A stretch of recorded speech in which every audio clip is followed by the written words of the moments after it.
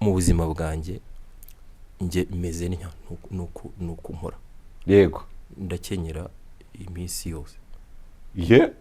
kuva ku munsi wa mbere kugera ku munsi wa nyuma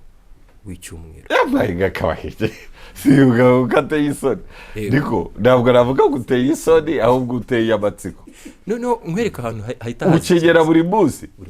indi myenda yanze kunkwira ndayirorera nabona kuvuga ko ari we twabishinze ndayirorera ndazibukira rwose buretse ako kantu tukavuga ukenyera buri munsi no mu isoko usokoza utyo gutya uko abahinga nuko nabaye noneho ahantu nakubwiraga ko hari ikibazo ubundi iki nicyo kintu kitakabaye gitangaje kuko ndi umunyarwanda ibi ni iby'u Rwanda ntabwo byakabaye bitangaje uhora utyo muraninya bakarahabaye uko ndatagaye nari maze imyaka myinshi ndatagaye noneho ahantu navugaga rero ko hari ikibazo ni ukuvuga ngo uko nkora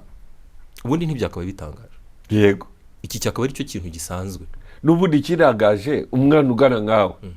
ukabona uberewe n'umukenyero noneho ukabikora buri munsi ni ukuvuga ko ufite umukenyero urenze umwe urumva nk'imyambaro undi yagira yose uko ingana uko niko nanjye imikenyero yagira ugura agapantaro nawe ugura agakenyero bikaba ibyo noneho mu busanzwe umwana w'umunyarwanda ari we wese wakambonye buretse aho ngaho isa n'uhaguruka ngire ntya isa n'uhaguruka ndebe ubundi mumundebere neza ubundi nuko ubu kuba wambaye utyo niyo utashye ubukwe utari buririmbe utari buhamirize urugendo utyo nta wundi mwambaro ngira nta wundi mwambaro ugira ngira ipantaro imwe itari ningi nambara ngiye koza imodoka yonyine nyambara ngiye koza imodoka nkongera buratse umuco w'ucumbikishije kuko urumva ibibazo byose bihari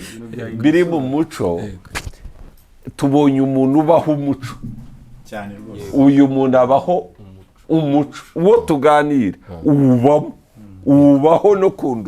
no kurusha na minisitiri ushinzwe no kurusha abahagarariye urukerereza niko ntekereza ko nta wundi ndabona ubishyiramo umutima none aha ngaha ukurikije ukuntu wambara uko mbwiye ngo uhora utyo wambaye utyo ubaho mu buzima bw'umuco